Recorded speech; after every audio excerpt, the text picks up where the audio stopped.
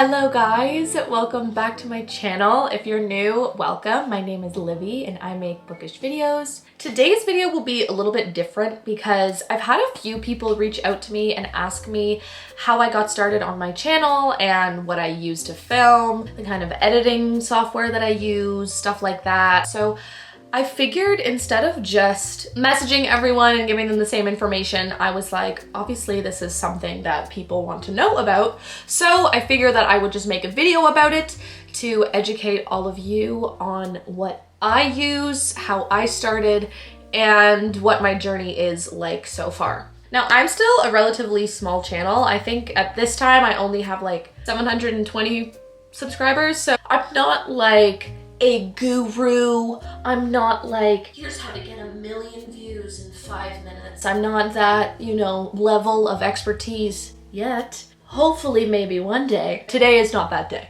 I'm still learning. Every day I'm learning. I think that's the beautiful thing about having a booktube channel, a bookstagram, a booktube, whatever book medium you are using. The number one thing that I would touch on first would be why you want to start a booktube channel. I sound like Archie Andrews right now.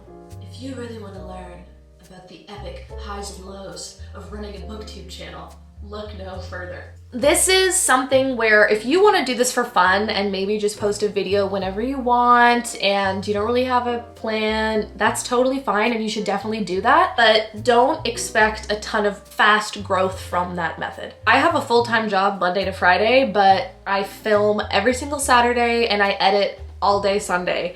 The thing that I would say, number one, you want to have solidly in your big juicy brain would be why you want to do it.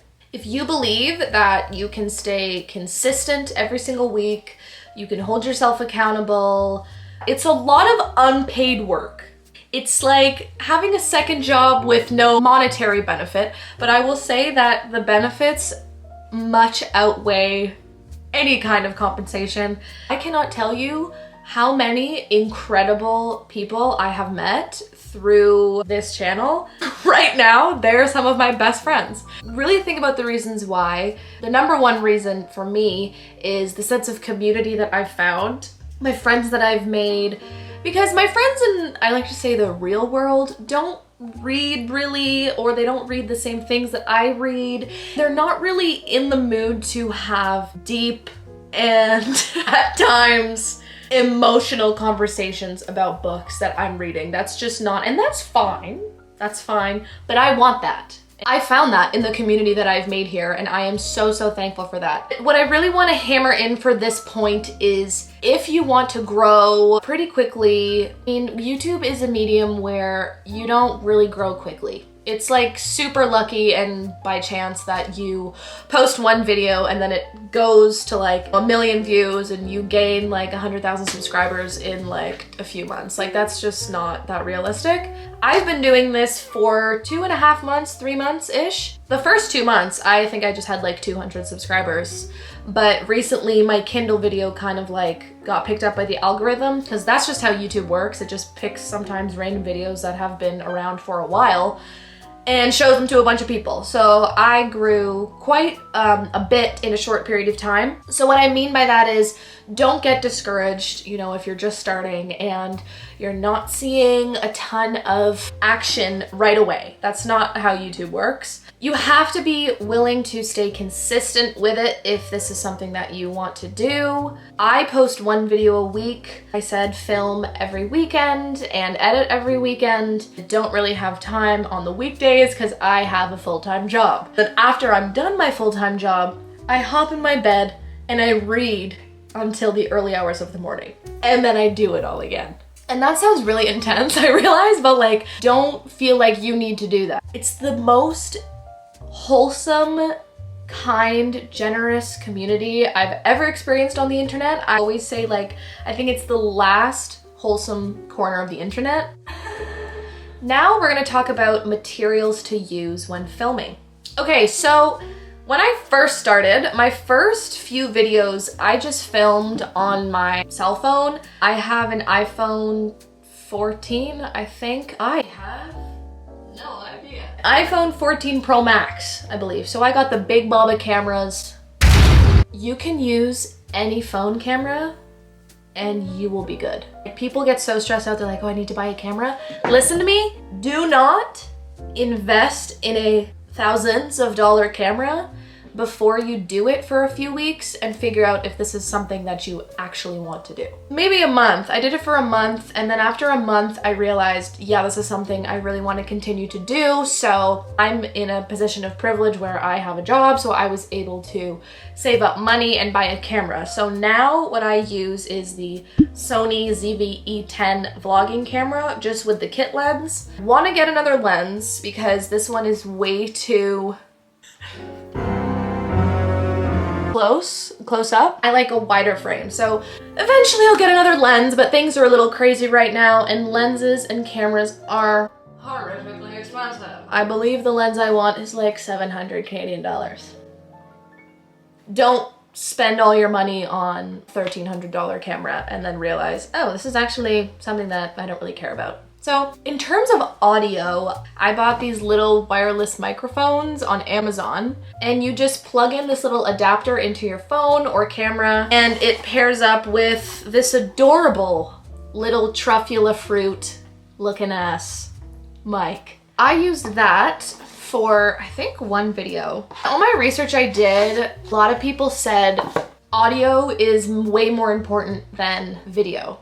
People will sit through a shittily visual video if the audio is perfect, but they will not sit through a perfectly visual video with shitty audio. So keep in mind, audio is pretty important. Again, on the iPhone, I found the mic on the iPhone for filming was perfectly fine. But if you want something like to hold, eventually I want to get like a big microphone because I just love doing something with my hands. Sometimes when I film, I'm like, my hand, like they just, which brings me into my next point, which is editing. Now, editing is a very, very, very time-consuming part of having a booktube channel. I spend probably like 6 hours editing every video that I make. YouTube has this thing where they measure how long people are watching your video, which is called the average view duration. And the longer people are watching your video, the more they will push your video out to the public. Once you have your footage and you plug it into iMovie, which is what I use as an editing software, as if someone is doing yard work.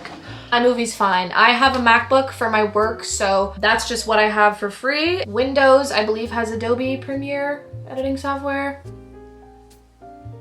I don't know. There should be a free editing software you can use while you are editing your videos. And I can't stress this enough. This is probably one of the most important things I will tell you in this video. You want to cut out every bit of useless information or ha's and hums. Imagine I'm filming and every 5 seconds I'm going, so,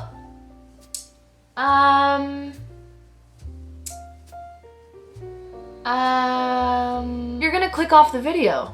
I'm not keeping you intrigued. Are you not entertained? That is a huge, huge piece of advice that I would stress to all of you, making it as filled up with content as possible. Get rid of the hoes and hums. All my homies hate hoes and hums, okay? Next, thumbnail and title. Again, I am still learning. I'm not like the most incredible thumbnail artist and title cover. For thumbnails, I keep my thumbnails pretty simple. I'm usually going just with the title in the background. I use Canva. There are so many tutorials on YouTube showing you how to make very beautiful, cutesy, pretty, girly pop thumbnails on Canva. In terms of titles, the only piece of advice I think I would love to give all of you, and for lack of a better word, to prey on people's curiosities. Now that sounds creepy, and I just need you to stick with me because it's necessary and it will get you more views. I mean, let's think about my Kindle video. Instead of saying Kindle paperweight review, Kindle paperweight review, I did convincing you to get a Kindle. which then you would see and you'd be like, I wonder if she will convince me to get a Kindle. let's see. I got your ass. Posing a very strategically worded question as your title is very beneficial to you, and this is something I'm still learning. What makes people click on videos is usually because they see a question posed that they want an answer to. Keep that in mind. I also am the type of creator where I like to keep some comedy in my videos. I've been told I'm a pretty funny person. So I want to shine light on that quality of myself in my videos. Shine light on your brightest qualities, my babies, and people will love you for them and want to follow you for them. In terms of music, I use Epidemic Sound. I have a subscription with them. It's quite cheap. They're great. They have a ton of copyright-free music, so you can use any of the millions of songs they have on there, which are all copyright-free, so your video won't get demonetized or copyrighted. And they also have a whole bunch of copyright-free sound effects, which I also use in my videos. I also like to include funny things like memes in my videos, because that's just my sense of humor, and I want to give my audience a very specific kind of content which they know that they will get from me. Like, you're your own niche, essentially. Like, yes, you talk about books, but also who are you as a person, and how can you show that through the content that you put out? I think that's really important. My last point that I would like to talk about is promotion. And by promotion, I mean bookstagram. I started my YouTube channel before I started my bookstagram. Not long after I started my bookstagram. I think I posted my first 2 YouTube videos and then started a bookstagram. That's how I met the majority of like my best book friends that I have now. Get a Goodreads, get a Fable account. The key is to interact with other creators. I want to be very clear in that I don't mean spam them, ask them to promote your stuff just without even introducing yourself to them. Like, don't do that because it comes off very fake, and I've had people do that to me and I'm just like, okay? Seek out genuine connections with these people. Like, there are so many awesome, sweet people on Bookstagram and Booktube that would love new friends. I always love new friends. Chats about books, anything like that. Go on YouTube and leave nice comments on other booktubers' videos. A lot of people can find you through that. Don't be one of those people that's like, It would mean a lot if you could all go and subscribe to my YouTube channel. say something nice and genuine about the person's video, and I promise you, like-minded people will come. The key to all of this is just having patience and not comparing yourself to other creators, because there is nobody else like you. You are your only you on here. Do not compare yourself to others. As hard as it is and as inevitable as it is, I do it all the time. Because at the end of the day, I have my group of friends that I've made who I absolutely adore. I've gotten what I want out of it. So my honest advice would just to be, don't go into this being like, I'm gonna be famous, I'm gonna be on the red carpet, I'm gonna be making bank. Like, maybe, who knows, maybe. Go into it because you love books, because you want to make friends. You know, if you have the time, don't pressure yourself. Like I said at the beginning, if all you can do is a video like once a month or twice a month or once every 5 months, like, do that. I'm just doing this because love the community that I have found, and I am a very creative person and I love creating things. I love the editing process. I love filming. I love talking to all of you. So if you feel the same way, then I say absolutely go for it. In terms of nerves in front of the camera, it definitely takes a while to get used to it. I'm an actor, so thankfully I have gotten used to it a bit because I have to do a lot of self-tapes. So I'm staring at a camera talking to it like it's my best friend on a daily basis. I had an unfair advantage in that sense where I was like, oh, I can look at a camera and pretend that I'm talking to a person. Not everybody has that, and that's okay. Like, I know a lot of super successful YouTubers were petrified when they were sitting in front of cameras for the first time. It's normal. And it takes practice, and give yourself grace and give yourself patience about it. And don't be like, oh my God, I can't believe I'm not the next Emma Chamberlain of booktube right off the bat. Like, that's just not how it works. So I'm sending all of you so much love and positivity and confidence because it is very brave to do this. I've had a few people ask me, how do you not think about what other people think about you? I do, all the time. And then one day I woke up and I was like, I've actually run out of to give. I'm fresh out. I'm fresh out of them. I have no more. Listen, in my humble opinion, I think the truth is when people see other people doing the things that they don't have the courage to do, they will be negative and they will be jealous and they will put you down. But that's a them problem and that's not a you problem. And at the end of the day, not to be that guy, we're all gonna die. We are all going to die. And on your deathbed, if you're like, damn, I can't believe I didn't do that. That really sucks. And I wish that I knew that life is so much more when you just do the things that you love and not think about what other people are thinking about you. Think about that one.